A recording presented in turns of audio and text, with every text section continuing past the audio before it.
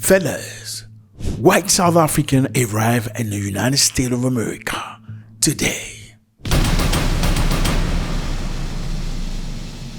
What's up, everybody? I hope you're doing good. It's a beautiful day. Thank you very much for stopping by. We appreciate it. You know how it goes. You don't know who I am. I don't know who you are, but my name is Zack. Thank you very much for stopping by. Hey, we like you here. We want you here. Pick up my coffee. Pick up my coffee. Thank you so much. Pick up my coffee means clap your hand in Swahili. This is family, fella. Okay? You want to know about Uganda, Tanzania, South Africa? You at the right place.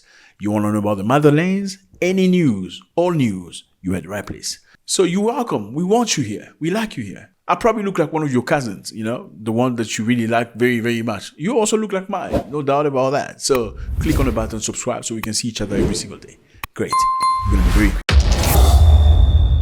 White South Africans arrive in the US after Trump administration granted them refugee status. President Donald Trump invited Afrikaners, the descendants of mainly Dutch settlers, to move to the United States of America in February, escaping the alleged discrimination they face in South Africa. This is crazy stuff, fellas. We spoke about this, I believe, 2 days ago. We said that many white South Africans, Afrikaners, were leaving South Africa, moving to the United States of America. They have arrived. Dozens of white South Africans have arrived in the United States after Trump administration granted them refugee status in the country, having deemed them victims of racial discrimination. Now, people are talking about 46 to 59. It varies, reports vary from one place to the other. The first 59 Afrikaners were greeted by Christopher Landau, the U.S. Deputy Secretary of State at Washington Dulles International Airport. It's very interesting to be greeted by U.S. Deputy Secretary of State. Some experts say you don't get things like this very often, where refugees are greeted at the airport by high-hand government officials. President Donald Trump invited Afrikaners, the descendants of mainly Dutch settlers, to move to the United States of America in February. We spoke about this, fellas, and this is why. This is because they want to escape an alleged discrimination they face at the end of black majority in South Africa. And you're obviously asking yourself, how do they know this? Well, Elon Musk, you know Elon Musk? Yeah, Elon Musk told Donald Trump that people in South Africa are being genocided. They're being mistreated and they're being discriminated against. We're talking about white South Africans. For those of you who don't know, Elon Musk was born in South Africa. Yes, his father is white South African. His mother is Canadian. He left South Africa when he was younger, pursuing different adventures. But I believe he still holds a South African passport. So as you would think, his father is white South African. He probably benefited from the apartheid in some ways. No doubt about that. So Donald Trump told reporters at the White House that there was a genocide that taking place with Afrikaners being killed. Now, is there any evidence to that? Neither Mr. Trump nor Elon Musk provided any evidence for this accusation. Mr. Trump also denied favoring Afrikaners because they are white, saying that their race makes no sense to. Because they're being killed, and we don't want to see people be killed.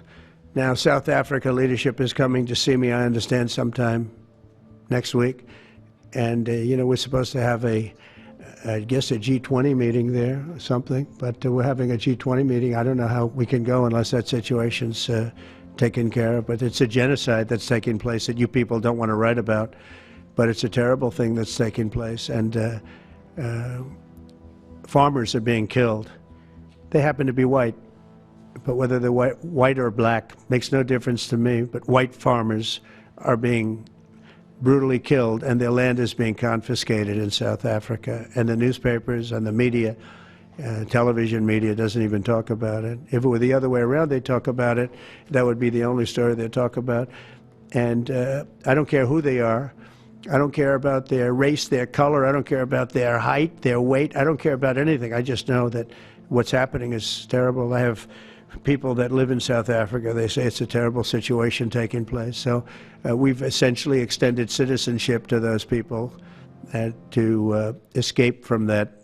Well, it's very interesting because some people would say that many people went to the United States of America being actually really repressed and depressed. Many people coming from war-torn Afghanistan, Sudan, South Sudan, Somalia, that actually went to the United States of America because they were risking being unalive in the country.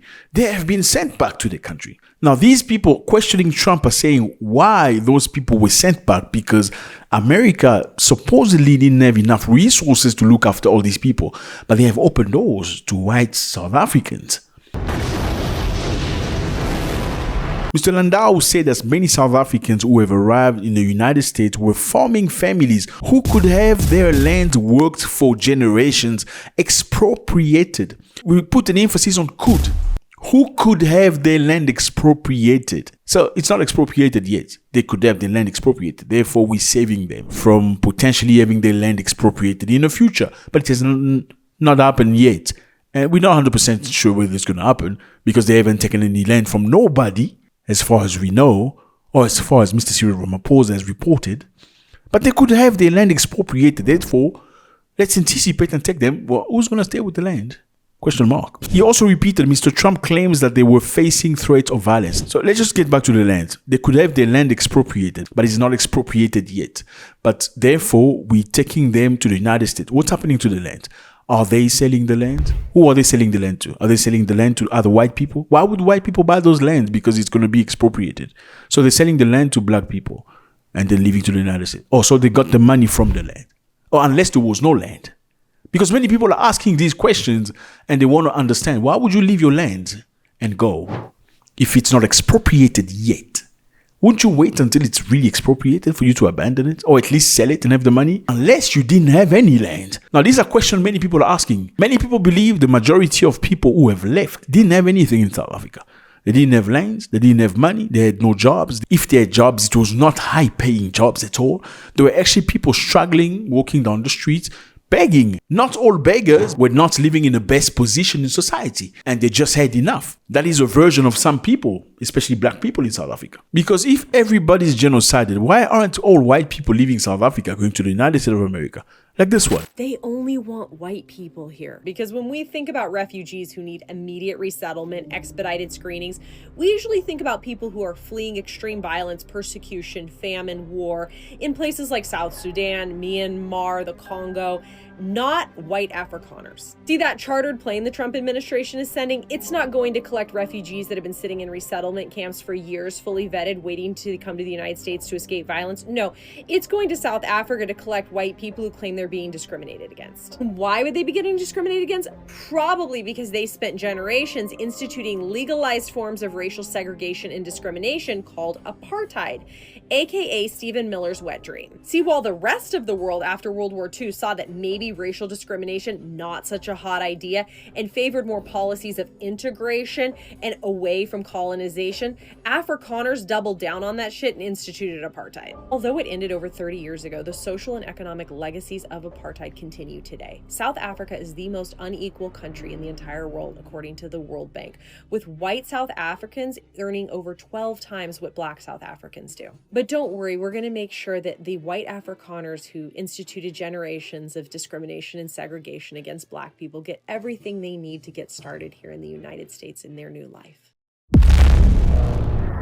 Mr. Ramaphosa, president of South Africa, said, "We think that the American government has got the wrong end of the stick here, but we'll continue talking to them." Clearly, you can see they're not being rude. This is professionalism. This is diplomacy. You have to find the best words, You clearly got it wrong. Not, "You took, why'd you take my white people? Give me back my white people. They are farmers." I mean, if you take the farmers, it's going to be bad for South Africa.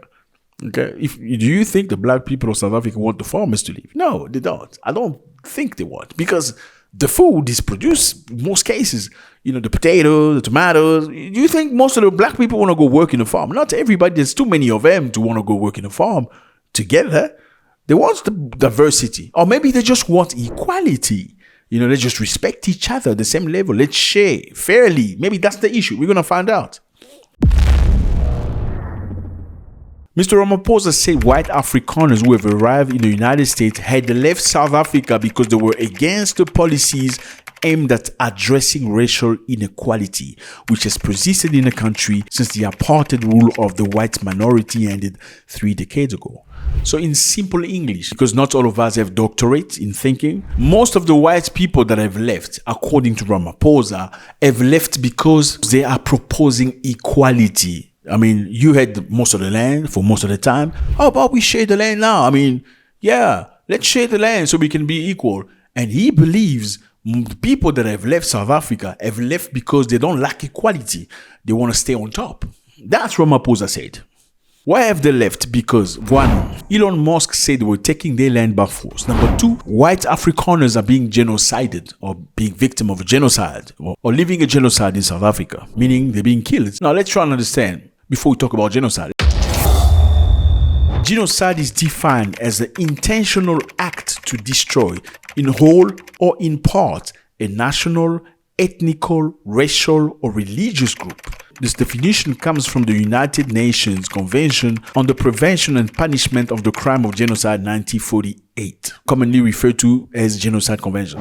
Let me do this again. They say it is defined as the intentional act to destroy, in whole or in part, a national, ethnical, racial, or religious group. You gotta be targeting a whole community, so killing the entire community or a part of the community, or a religious group for it to be called genocide. So if it's not that, then it's maybe something different. Well, now, fellas, are white Afrikaners, farmers, being unalived? Yes, they are. Some of them are being unalived. Where? Especially in farms. You find these stories very, very much often. It happens. The story varies. Sometimes somebody they don't know jumps into the yard, unalives the dog, gets in the house, unalive the man, and sometimes grape the woman, steal some stuff, and run away. In some instances, it's actually people they know, people that work for them, some black people that work for them in the field, in the farm, that come back angry at a situation, then unalive the boss or maybe unalive his wife as well, take some stuff and run away. It happens a lot. It does happen. And many Afrikaners believe that most of the time when these things happen, the police doesn't follow up or the police doesn't do its job appropriately. They either come very late or they mismanage the case. Or usually there's no response or answer to these things that happen. Is South Africa a safe place? Well, South Africa is not necessarily a safe place. Johannesburg, Cape Town, and Durban are not the safest place to be at all. They still figure out in 2025 in the list of the most dangerous cities in the world. Yes, it is. Obviously, for people that live in these cities, they don't necessarily see it. You become desensitized to the reality. Now, do these crimes only happen in farms with white Afrikaners? Not necessarily. Crimes happen everywhere in South Africa. There are many places people are getting killed every day in South Africa. Hillbrow, Berea, Mitchell's Plain, Khayelitsha, Phoenix. These are some of the most dangerous places, and we're only citing those ones. People get unalive every single day for a cell phone, for a wallet, for a cigarette. Sometimes for nothing. Can we perhaps say that South Africa in general has a problem with violence? Possibly yes. Now, should South Africa perhaps deal with the issue with the violence, particularly with the farmers and other places in a particular way? Probably yes. Can we maybe just say that the farmers are tired? Because obviously during apartheid there was no situations of people getting into other people's houses and unaliving them, at least not necessarily farmers. It is understandable. Or they may be just tired of the system that's very slow, that sometimes looks incompetent and mishandle cases and usually don't bring answers or protection. Absolutely. Well, white farmers in South Africa live in remote areas, okay, very far from the city. Yeah, it can be secluded, one away from the other, very scary. They organize themselves, they have talkie-walkies, they can speak to one another to synchronize their own securities. This community in most cases have guns, they are trained, they must protect themselves since they know it's necessary for them. Because they know they cannot necessarily trust the police or hope the police will come and save them. Now, there's been many people saying that, well, white people have left, they must leave, they must go back where they come from. And many people from all over the world saying that, from the diaspora, from the United States of America, from Jamaica, from the UK, saying, yeah, they must leave Africa and go to other places. Well, then there's another question being asked here. Can then the others say that black Americans and all black people in another place should go back to Africa, since they are happy that Afrikaners are leaving South Africa, going to the West? Question mark. Is there a real problem with farmers being unalive? Yes, there is a problem. Is it genocide? Well, that's question mark. Some people are saying if that is genocide, then what's happening in the country you don't name, what do you call it? If that is what you call genocide, I found some people that were talking about white Afrikaners who left South Africa, saying if you look at them in the videos, most of them probably had no future in South Africa anyway. So they seized this opportunity to just leave, because the Afrikaners who have opportunities are not leaving, they are staying. They say if you look at them, you can see in the videos, they all have babies, many babies in the hand, one family, many babies. And usually people that don't necessarily have a lot of money make a lot of babies. And we know white people are not necessarily the kind of people to make 3, 4, 5, 6 babies. Now, if I were white South African, I'd be very unhappy to leave South Africa and go to America. Just imagine no more peppermint crisp, no more Oma's rusks with the tea, no more Mrs. Ball chutney, and no more cream soda, and gone the braai at Mwekassa's house in Krugersdorp. That would be very sad. The bottom line is South Africans as a whole is a brand new country today.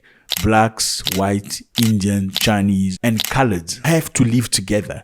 There is no other way. So together they have to find a solution that is internal for the nation to continue and live together as a real rainbow nation. Let me know how you feel about this. It was a great pleasure. God bless you.